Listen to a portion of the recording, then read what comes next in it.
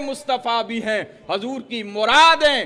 مرید وہ ہوتا ہے جو مرشد کو چاہے، جو پیر کو چاہے، اور مراد وہ ہوتی ہے جس کو پیر چاہے، جس کو پیر چاہے، جس کو مرشد چاہے کہ یہ میری بارگاہ میں آ جائے۔ پیارے آقا و مولا نے قبول فرما لیا۔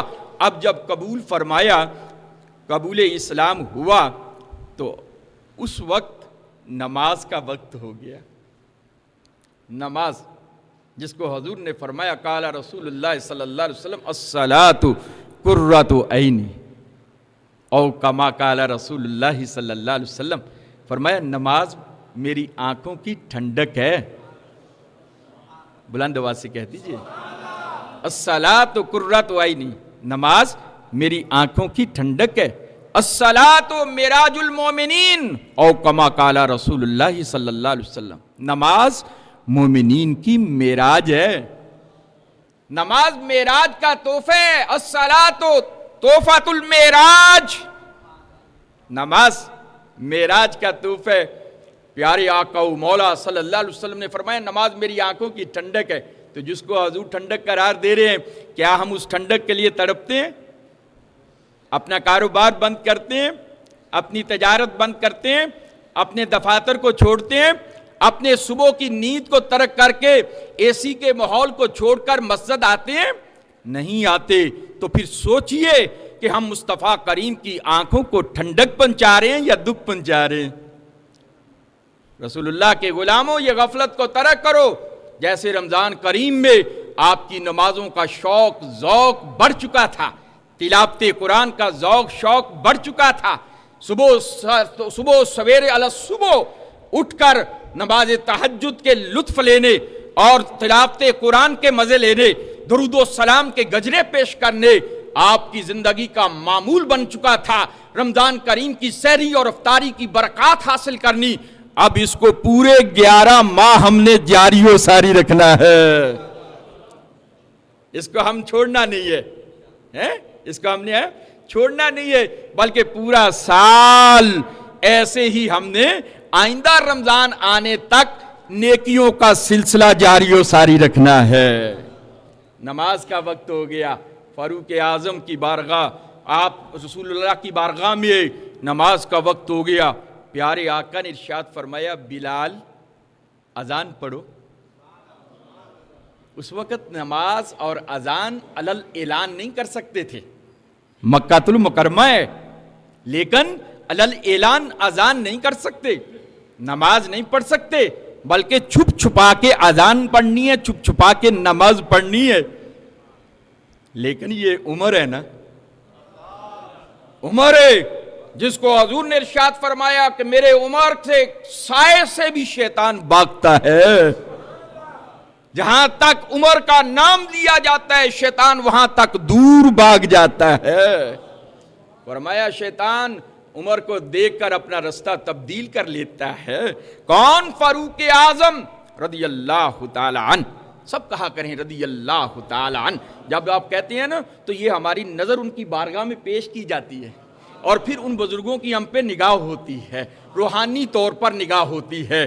عزیزان گرامی، فاروق اعظم نے عرض کیا یا رسول اللہ فداک ابی و امی، میرے ماں باپ آپ پر قربان، حضور کیا اللہ سچا نہیں ہے؟ کیا رب سچا نہیں ہے؟ فرمایا ہاں۔ کیا آپ اللہ کے سچے رسول نہیں ہے؟ فرمایا ہاں۔ کیا ہمارا دین سچا نہیں ہے؟ فرمایا ہاں۔ تو عرض کیا یا رسول اللہ اب چھپ کر اذان اور نماز نہیں پڑھیں گے، اب عمر اسلام لے آیا ہے، اب ہم علل اعلان حرم کعبہ میں نماز پڑھیں گے، اب ہم علل اعلان حرم کعبہ میں نماز پڑھیں گے۔ میں نے جیسا کہ آپ کو عرض کیا کہ 40 کا عدد قبول اسلام میں وہ فاروق اعظم نے پورا کیا۔ اب 40 صحابہ ہیں، حضور ہیں، یہ چمکتے ستارے اور ان کے درمیان مہتاب رسالت ہے۔ صحابہ چمکتے ستارے اور ان کے درمیان مہتاب رسالت ہے۔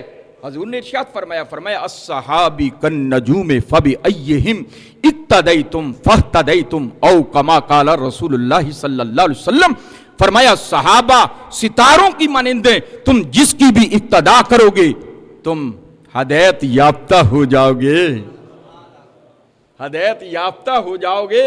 یہ تمام ہدایت کے ستارے ہیں، ہدایت یافتہ بھی ہیں، ہدایت دینے والے بھی ہیں، ہادی بھی ہیں، مہدی بھی ہیں، ہادی بھی ہیں، مہدی بھی ہیں۔ فرمایا جس کی بھی اقتدا کرو گے تم ہدایت پا جاؤ گے۔ پیارے آقا و مولا کے غلام صحابہ کے جرمٹ میں درمیان میں ایک صف کی قیادت حضرت سیدنا امیر المومنین خلیفہ دوم حضرت سیدنا عمر بن خطاب رضی اللہ عنہ فرما رہے ہیں، اور ایک قطار کی اقتدا ان کی امامت پیارے سید الشہداء ام النبی کاشف الکرب حضرت سید الشہداء، جن کو رسول کریم نے ارشاد فرمایا میں نے عرش پر لکھا ہوا دیکھا ہے کہ امیر حمزہ سید الشہداء ہے، تمام شہیدوں کا سردار ہے۔ فرمایا میں نے عرش پر لکھا ہوا پایا ہے کہ امیر حمزہ جو ہے وہ سید الشہداء ہے۔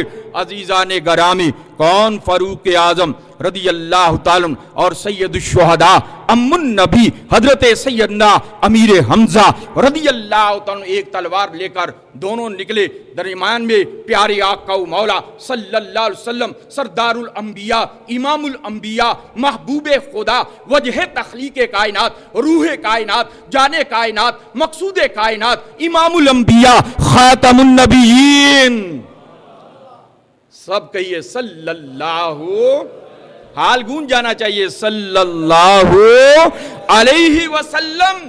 آپ ہمراہ حرم کعبہ میں، جو آج حرم ہم پر بند ہے، دعا کریں اللہ شوال المکرم کے پہلا جمعہ کی مبارک برکت سے اللہ عامت الناس کے لیے حرم شریف کے دروازے کھول دے، مسجد نبوی شریف کے حرم کے دروازے کھول دے۔ ہم جیسے مسکین جا کر رہاں نظارے لیں، ہم جیسے مسکین وہاں جا کر نظارے لیں، وہاں پہ جا کر رب کی رحمتیں لوٹیں، جیسے پہلے جایا کرتے تھے، ہر سال حاضری کا شرف حاصل ہوتا تھا۔ اللہ دوبارہ ہمارے لیے وہاں پہ حاضری کے اسباب پیدا فرما دے۔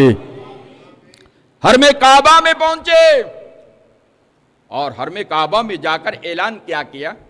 اعلان یہ کیا کہ ہے کوئی آج جو اپنی بیوی کو بیوہ کروانا چاہتا ہو؟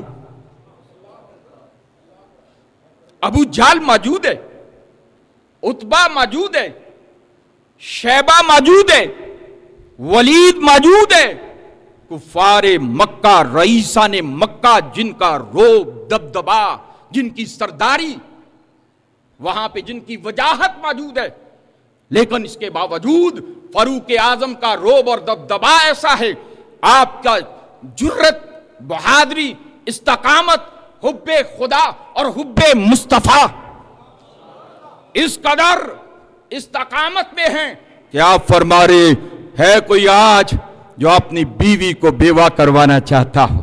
ہے کوئی آج جو آج اپنے بچوں کو یتیم کروانا چاہتا ہو؟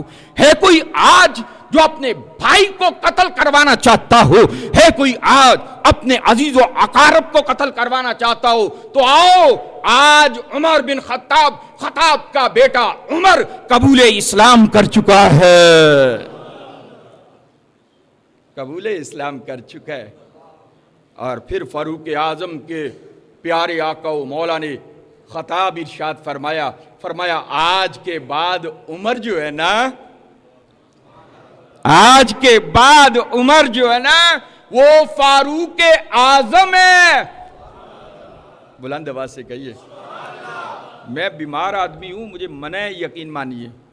آپ کو معلوم ہے کہ جمعرات کو میری اینجیوگرافی ہوئی ہے، مجھے منع ہے مرنا بولنا، لیکن میں اپنی محبت میں، عشق میں آ جاتا ہوں آپ لوگوں کے پاس، تو آپ ساتھ دیا کریں اور بھرپور محبت کا اظہار کیا کریں، بلند آواز سے کیا کریں۔